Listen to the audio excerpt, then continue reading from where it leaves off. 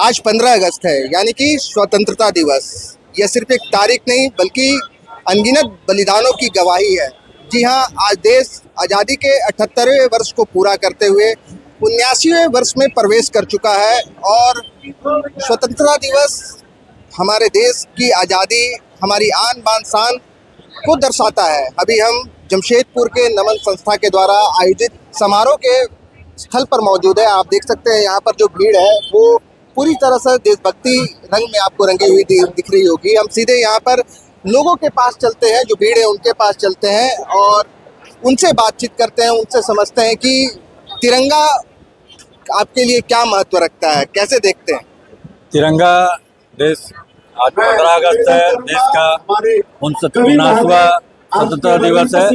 ये भारत के वीर जो शहीद हुए हैं देश पे, उनके उपलक्ष्य में, और आज हमें 15 अगस्त के दिन हमें आज़ादी मिली, उसी उपलक्ष्य में हम लोग मनाते हैं। और हमें बहुत गर्व होता है कि हम ऐसे भारतवर्ष की धरती पे जन्म लिए जहाँ पर महापुरुषों ने हमें संघर्ष के बाद हमें आज़ादी दिलाई।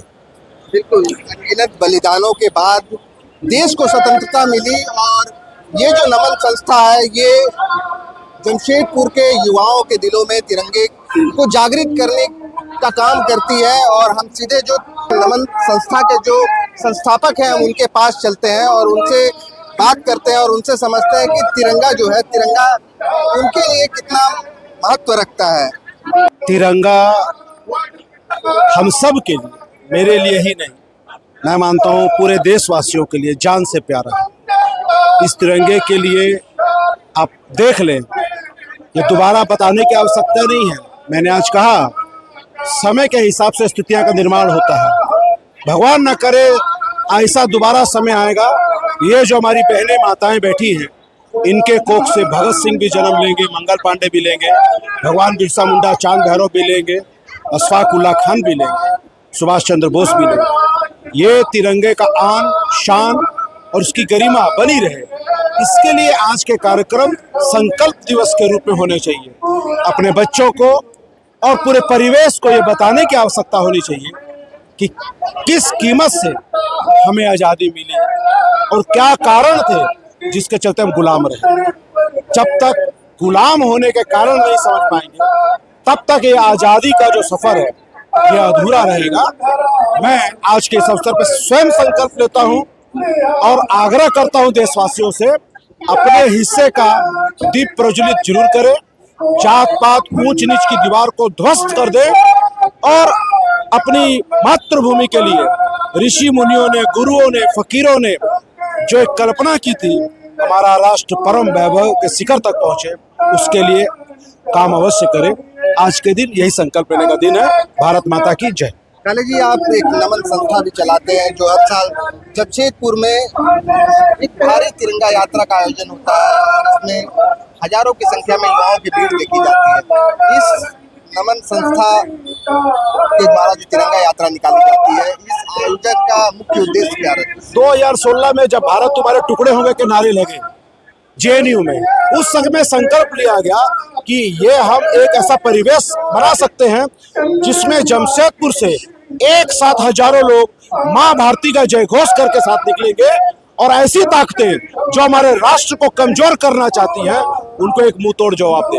2016 में तिरंगा यात्रा निकली, ना कोई जाति, ना कोई पाति, ना कोई धर्म, ना कोई राजनीतिक दल, केवल और केवल माँ भारती का जयघोष के साथ सभी लोगों का समावेश रहता है। और ऐसी अखंड तिरंगा यात्रा मुझे लगता है पूरे देश में एक मिसाल उस यात्रा ने कायम की। और जो मार्च 2025 की यात्रा थी, ये लगातार 10वीं यात्रा थी। हम उस यात्रा के माध्यम से सबको जोड़ने का, अपने नौजवानों के अंदर देशभक्ति की अलग कैसे जगे, उसके लिए निरंतर प्रयास करते हैं। आज़ादी की वो कौन सी कहानी है जो अमरप्रीत सिंह काले को अंदर से झकझोर देने का काम करती है? आज़ादी की कई प्रकार की ऐसी कहानियां हैं, कई प्रकार की घटनाएं हैं जो मुझे प्रेरित करती हैं।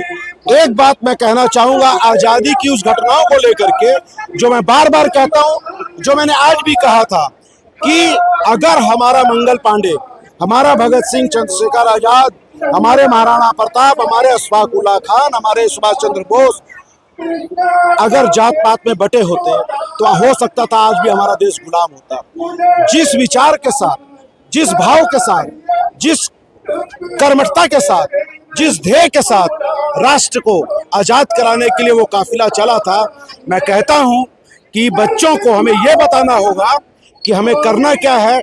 वो भाषण से नहीं होगा, वो लेखनी से नहीं होगा। हम जो करेंगे हमारा नौनिहाल वही देखेगा, वही सीखेगा। हमें सुनिश्चित करना होगा कि जो भाव के कारण, जो हमारी कमजोरी के कारण हमारे ऊपर लोगों ने गुलामी की जंजीरें पड़ी, वो जात पात, वो ऊंच नीच की दीवार हम ध्वस्त करें और सामान्य अधिकार बच्चों को दें। गरीबों का बच्चा भी पढ़े, गरीबों को भी माँ बहन का इलाज हो। जब तक ये नहीं होगा तब तक ये आज़ादी पर अधूरी है, अधूरी है, अधूरी। चलिए, देख सकते हैं आप कि यहाँ पर कई महिलाएं भी हैं।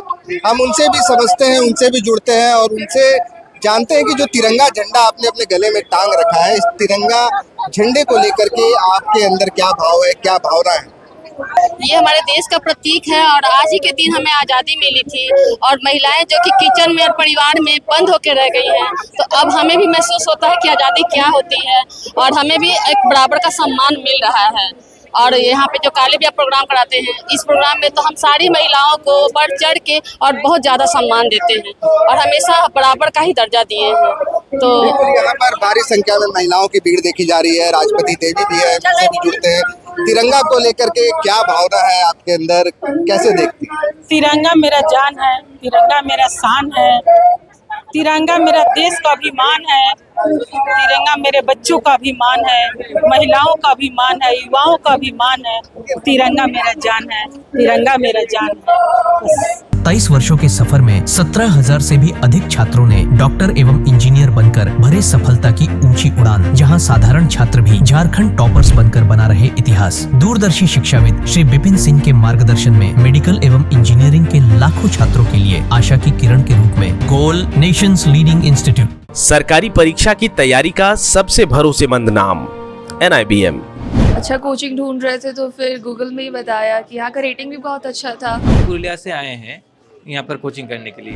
IBM के बारे में मेरे एक भैया हैं जो पिछले साल ही बैंकिंग यहीं से प्रिपरेशन किए और इस बार IBPS PO में सिलेक्शन लिए। मेरा अभी फाइनल सिलेक्शन हुआ है RRB PO में, उत्तर बिहार ग्रामीण बैंक में। मेरा फाइनल सिलेक्शन RRB PO में हुआ है। IBM, thefollowup.in. Like, share and subscribe. www.thefollowup.in